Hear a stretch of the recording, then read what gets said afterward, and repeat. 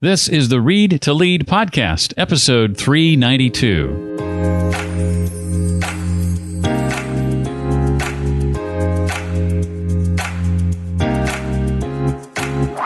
One of the things that this generation in the workplace wants, they do not want to be micromanaged. They want to be empowered to do their work. Are you prepared to lead your organization, business, or team into the future with excellence? Do you have the ability to inspire, equip, empower, and coach your people to develop them personally and professionally, to perform more productively and be more engaged? Hi, I'm Jeff Brown, and this is the Read to Lead podcast, the podcast dedicated to your personal and professional growth. I started Read to Lead because I believe that if you want to achieve true success in your business and in your life, then intentional and consistent reading is a must. I even wrote a book about it, out now at readtoleadbook.com. Podcast is not only going to help you narrow your reading list, but bring you the key insights and main ideas from some of today's most successful and inspiring authors and their books.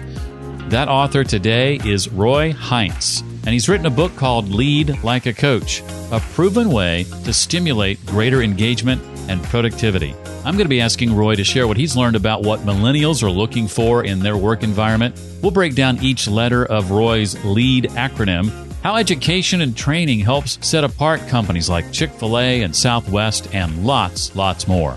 Well, I don't know about you, but the older I get, the more medications my wife and I seem to require. That goes for my dogs, too, who themselves are getting up in years a bit.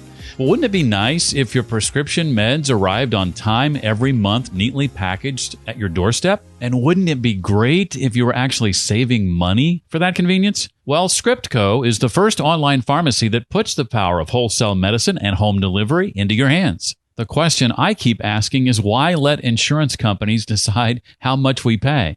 At ScriptCo, they've cut out the middleman and put the power into your hands.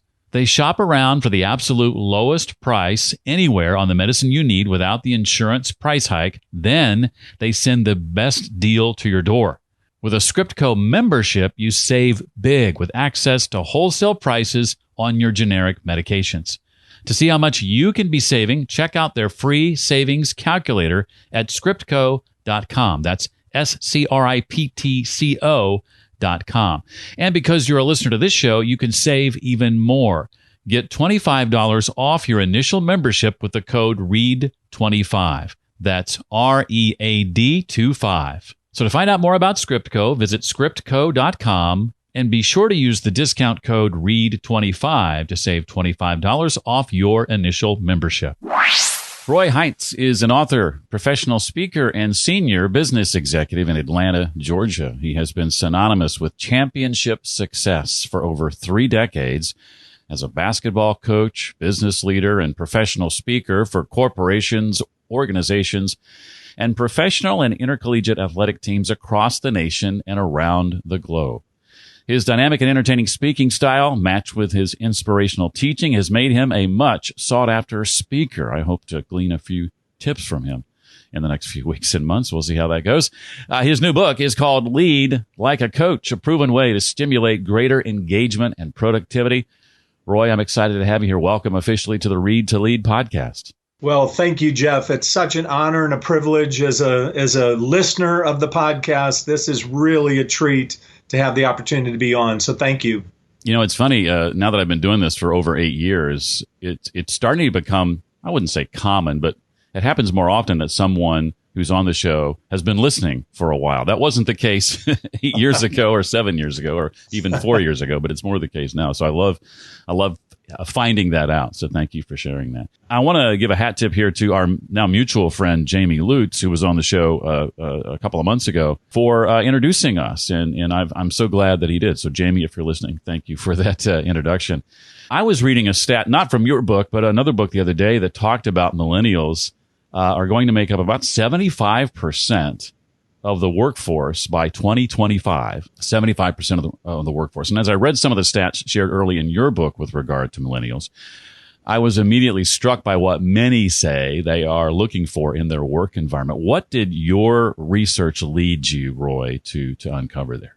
Well, I think the first thing is that the millennial generation has kind of been stereotyped And I think stereotyped inaccurately. What research has really shown is they really do care just as much as other generations about their work, and the feeling like they're going to be job hoppers and not good team members and good employees is totally inaccurate. That's the first thing. So they really do have a deep concern to contribute and do great work. But the three things that research shows us, first of all, Gallup and their research in 155 countries showed us that 85% of today's employees are disengaged. 67% of those say they're disengaged. 18% actively disengaged. Wow. And so that's a huge problem. But with the millennial generation, what research shows is they really want three things. They want to work for a company that is purpose or mission driven. Secondly, they desire to work for a company that prioritizes their personal and professional development. And thirdly, they do not want bosses. They want coaches. And as I explain in the book, in my opinion, what that means is they really want transformational leadership, not transactional leadership or transactional bosses. You know, it was that second one that you mentioned that really caught my attention with regard to personal and professional development and training. Because that's something I'm looking to help companies more with in the future. So when I read that, my eyes kind of lit up. Oh, maybe there's an opportunity there for the stories I'm trying to share and tell and teach. Well, LEAD in the title of Roy's book is an acronym. I love acronyms. Let's break this one down, Roy. Talk about vision and the importance of always communicating that vision to your team. Right. The L in LEAD is to look ahead, to have vision. And I think that is a real necessity for any leader of any organization, corporation, team. Where are we going? You know, Jeff, we wouldn't get in a car and just turn it on and throw it into drive and just hope we end up somewhere that's beneficial. And yet we don't see companies really making vision a high priority to that extent. So it's very critical that the leadership establishes a vision of where they want to go so that it creates a path that everybody understands this is the path from where we are now to where we want to go. And then it facilitates more of a plan that we can align our work towards. The other thing is it's important for the leader to personally share what their personal and professional vision is, but even more important for a leader to understand the vision that their people that they lead have. Because I think as a sports coach understands is you really lead people differently. You lead based on their motivation and their vision. And so the same applies in the workplace, where you have to understand where does this person want to go? Because I'm going to lead and coach someone very differently. If they're an entry-level employee that aspires to someday be a CEO, you can use that in equipping them and coaching them on a daily basis. If someone doesn't have aspirations that large, maybe rightfully so, they just appreciate their job and want to earn a paycheck, I'm going to lead them and coach them a little bit differently. So vision is highly critical in the workplace today. And I think that lends itself to the mission and purpose of an organization that our millennial generation seeks. Early in my leadership journey and career, what I had modeled for me was command and control style leadership. And so for the better part of my 20s and the opportunities I had to lead, that's kind of how I led. And I led everybody the same way. It never occurred to me that I might nuance. I mean, first of all, command and control wasn't the way to go. That was problem number one. But it never occurred to me to consider each individual differently and that leading them differently was necessary and critical to success. Well, the second letter in the acronym gets into this idea of autonomy. What does the E stand for? The E stands for equip and empower. And one of the things I share with leaders is, when was the last time you looked at your people's job descriptions? Was it the day that you were trying to plan for the interview to fill that void? And when have you gone back to it? I think many times in our workplace, our people really have never been equipped and trained and taught the skills that are needed within their job responsibilities. So let's lay those job responsibilities out. Let's make sure our people know how to do it. Again, lead like a coach.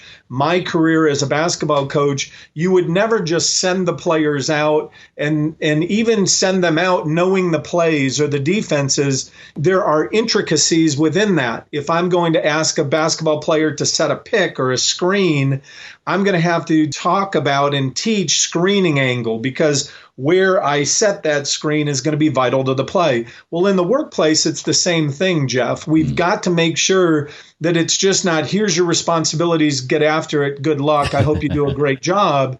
But to achieve a level of excellence in our work, we've got to really equip our people.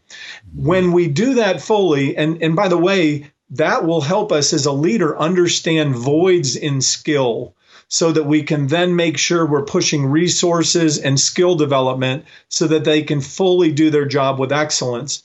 But once we do that and our people understand our expectations and what that looks like and feels like on a daily basis, now we can empower them. One of the things that this generation in the workplace wants, they do not want to be micromanaged. They want to be empowered to do their work.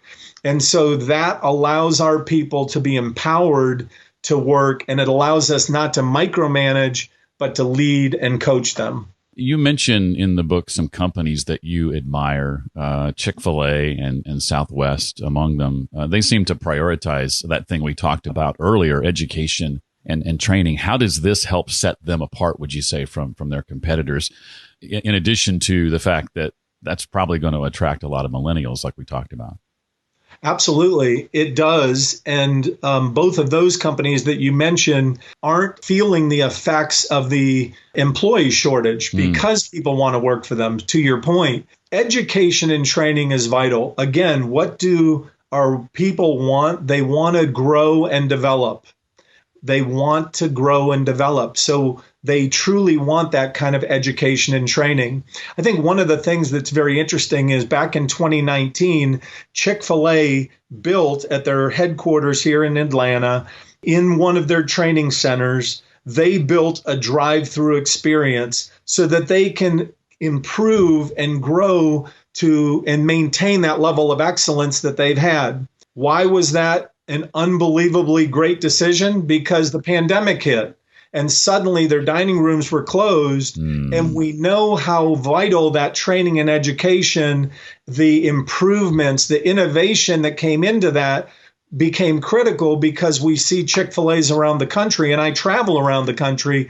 Their drive-through lines are packed with people, but they're moving and they're efficient, and their service quality has not dropped off a bit. And yet we go to other competitive restaurants, and I use that term competitive loosely because we know how dominant Chick-fil-A has been, but you see signs that say, be patient with us. We're understaffed. People love working for Chick-fil-A because they're growing and developing themselves.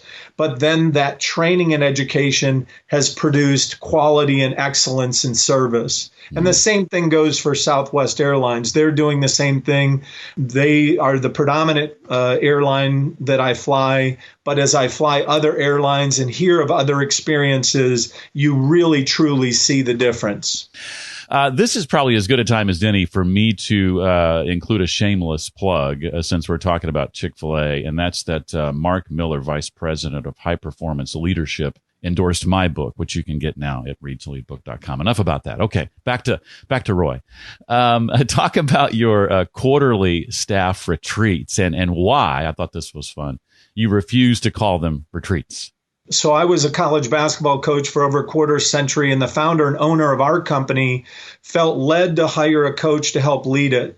And as we began to, and he and I did not know of each other, we had a mutual friend, But as I came up to Atlanta to meet with him and try to understand what he was looking for in this unique leadership position, one of the things I did point out is the need, the priority for education and training. And I asked him if they were willing to make an investment quarterly to bring all of our staff in from around the country to Atlanta, to our headquarters, to educate and train them on a quarterly basis. He agreed to that, and he has been true to his word for 5 years. He's provided the resource and funded that. I don't call it a retreat, and I get it. I was an assistant coach at Florida State University for a great leader who has built a nationally renowned program there, Sue Semrau. And we're going to have a staff retreat, but I don't call it a staff retreat. I call it a staff advance because we never want to retreat. We always want to be advancing. And so from that point on, I've always called everywhere I've led and had staff advances, we call it that, not staff retreats. So love it. Well, let's get to the next letter in the acronym. The A in lead then refers to what exactly? It refers to action and accountability. So we've talked about the L, looking ahead, establishing a vision. Then we talk about equipping and empowering our people. But when they're fully empowered and equipped and empowered, and now they're working towards excellence, we can let them take action. Let them be empowered and do their work with excellence. But then the accountability aspect comes into, I believe we've got to create scorecards or scoreboards, measurable data that is job related, that we can gauge how our people are doing on a daily basis. And it allows us as leaders to lead them more effectively and to coach them based on actual numbers and actual performance data. John Maxwell says doing business without a scoreboard is like bowling without pins. And I couldn't agree more wholeheartedly.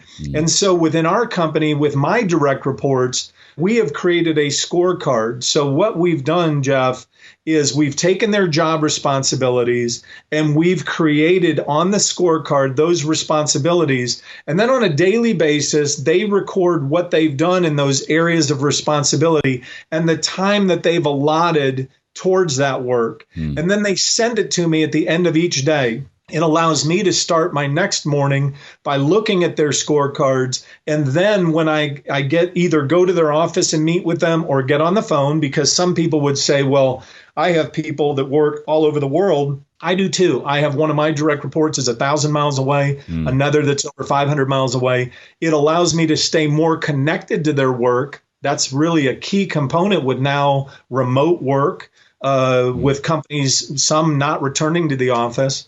It allows me to be much more connected to the specifics of what's going on in their area. And then it also allows me to lead them and coach them in how they're prioritizing their time and allotting their time on a daily basis. And it just helps us to improve what we're doing and how we're doing it on a daily basis. So that's where the accountability comes into actual performance measurables. And then it allows me to coach them much more effectively, not on opinion of, I think you've done a good job today, but wow, I have to recognize this because we know how important recognition is. It allows me to, within a 24-hour period, say, wow, I am really excited about this job that you sold. And it really has enhanced. We have seen record sales numbers in the last 3 years, and I attribute it directly to the scorecard effect that we're using. That's one of the things I liked about the book is you share some of those specific examples and a couple of recent hires who set, lofty $1 million a year type sales goals and hit those goals and beyond using some of these techniques. I think that's great. Well, that brings us to the D, develop a dynasty. We all know what dynasty is in the context of sports. New England Patriots, a team I love to hate. Well, you still love to hate. Maybe it's the Tampa Bay Buccaneers I don't like now. Maybe it's just Tom Brady I don't like. No, I'm just kidding. Tom's a good guy. I like Tom. What does a dynasty in the business world look like? We all kind of have a little bit of ill will towards those winners that all they do is they win championships. And especially being here in Atlanta, excited that we were going to win our first Super Bowl, and then Tom brought him back to beat the Falcons. But I define a dynasty as a organization or company or athletic team that sustains excellence over a long period of time.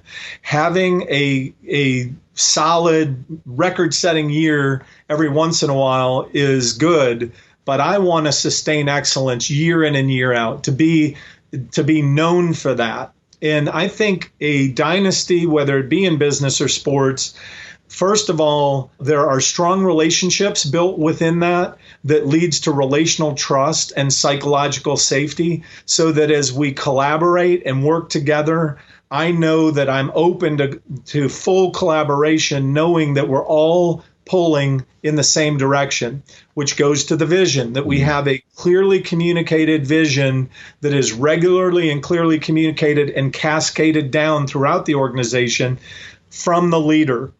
And then we have a strong culture. A culture I define as the behaviors and actions within an organization on a daily basis. How do we act and how do we behave? What is acceptable and what is not acceptable?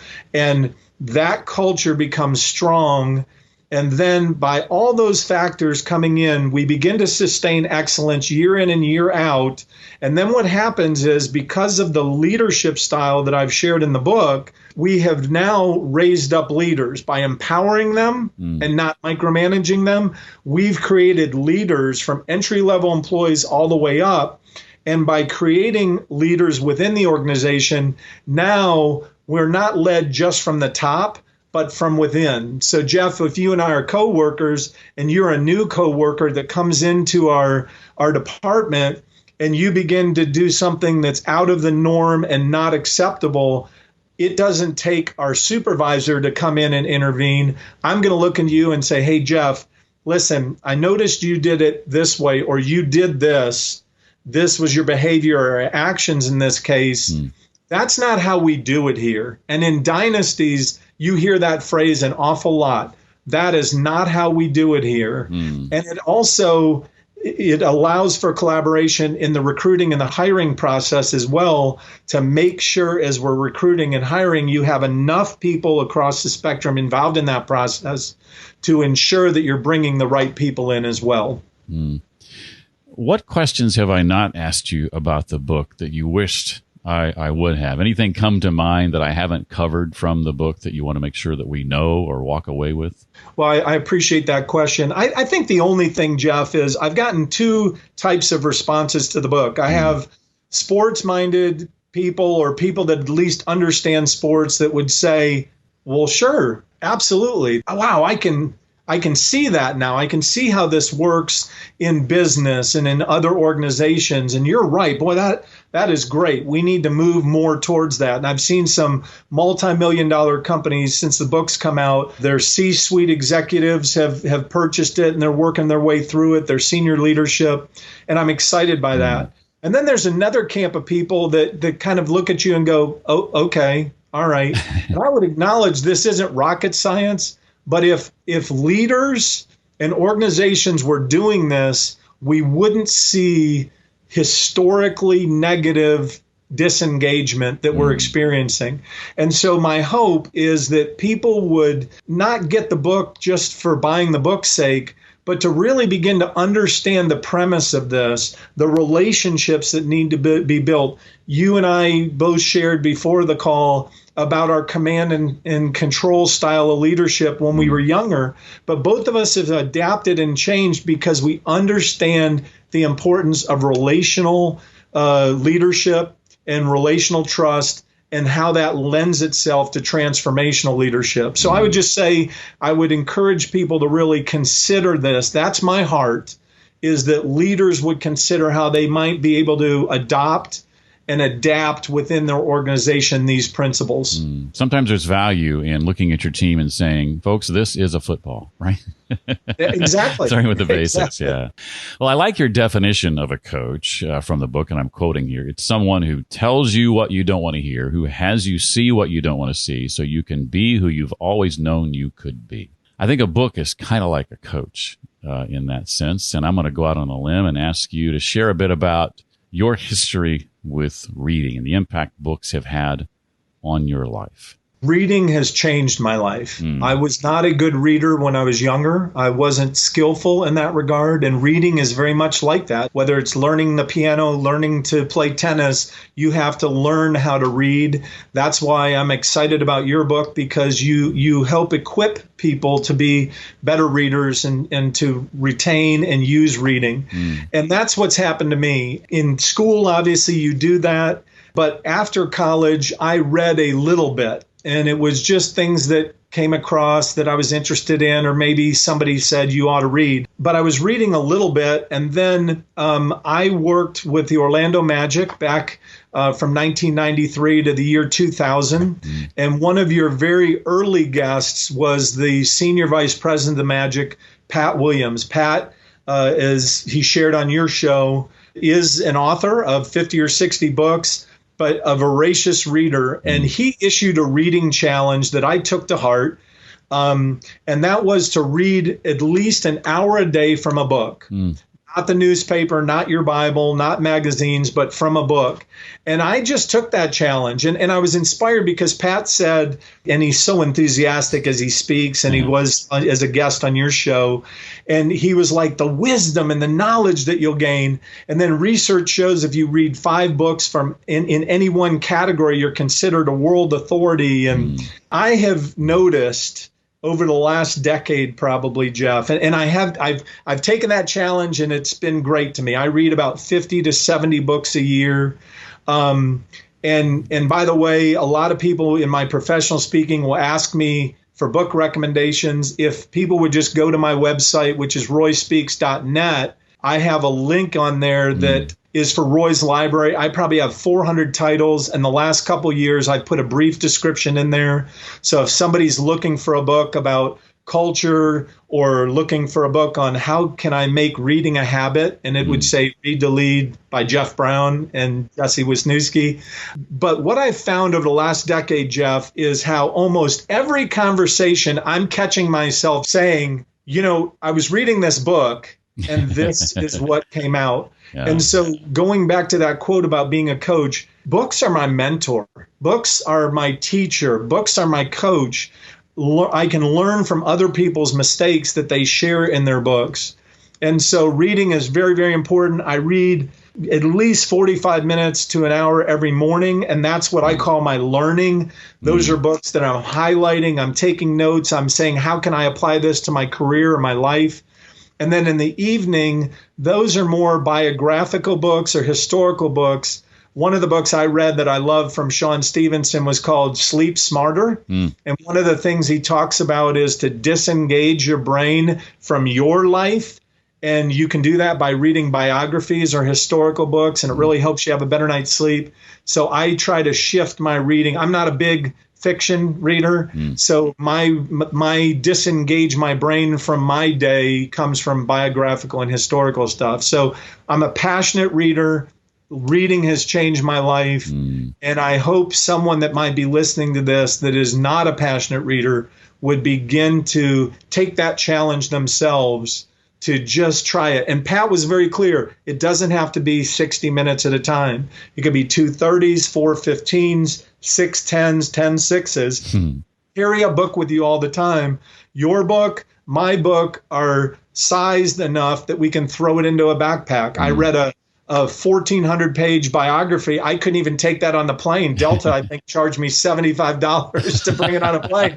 So you can't carry a book like that. But you and I were intentional to have books that we can throw in a briefcase, a backpack, or a purse. Carry books with you all the time. Biographies are one of my favorite genres of books, but I had never thought about or read about or heard about reading those in the evening to disengage from your own life to help with sleep. So I'm going to give that a try, give that some serious thought.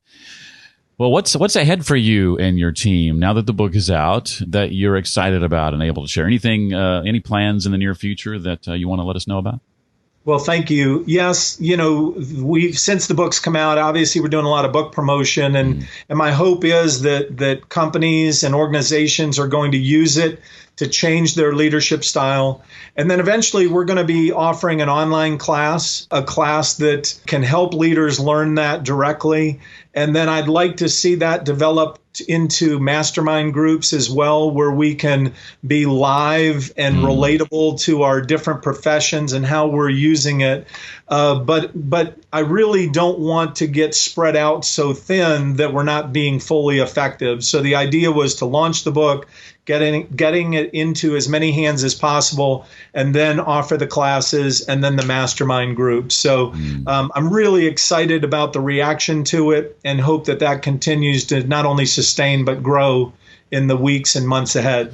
Well, that book, again, is called Lead Like a Coach, a proven way to stimulate greater engagement and productivity. His name is Roy Heintz. Roy, thank you so much for being here and sharing your expertise and all your wonderful experiences with us today. Thank you so much, Jeff. Again, it's been a real honor and privilege. Hey, for more on how to connect with Roy on social media and where to find him online, visit the show notes page for this episode. That's readtoleadpodcast.com/392 for episode 392. And don't forget to check out the free savings calculator at scriptco.com to see how much you could be saving on your prescription drugs. That's scriptco.com, scriptco.com, and use the discount code READ25 to get $25 off your initial membership. That's READ25. Hey, it's the end of the show, but you're still here, and I want to reward you for that dedication, especially if you've ever thought about writing a book, as I just recently did and published it just a couple of months ago. I've had a lot of people recently ask me about that process, so I've teamed up with my friend Chandler Bolt, who has helped thousands of people publish their own books in 90 days. And he and I, later today, October the 12th, the day this episode is being published, are co-hosting a webinar at 4 p.m. Eastern Time, where Chandler is going to take an hour and teach you everything he knows about writing and publishing your book in 3 months. And even if you can't attend the training live, register for it anyway so you can get access to the replay. And oh, by the way, when you register, you get a free copy of Chandler's best-selling book called Published. You can get signed up right now when you go to readtoleadpodcast.com/book webinar. That's readtoleadpodcast.com/book webinar. Again, if you cannot attend live later today, October the 12th at 4 p.m. Eastern, register so you can get access to the replay and get a copy of Chandler's book. Think about it like this. 3 months from now, 90 days, roughly January 11th, you could be publishing your book. That's not that far away. It happens to be my birthday, so it's kind of cool for that reason, but it could also be the day your book is published and sent out to the world. Hope to see you at the training again, readtoleadpodcast.com/book webinar. Hey, thanks for joining me this week. I'm so glad you're here. That's going to do it for this week, and I look forward to seeing you next time. Until then, as always, remember, leaders read and readers lead.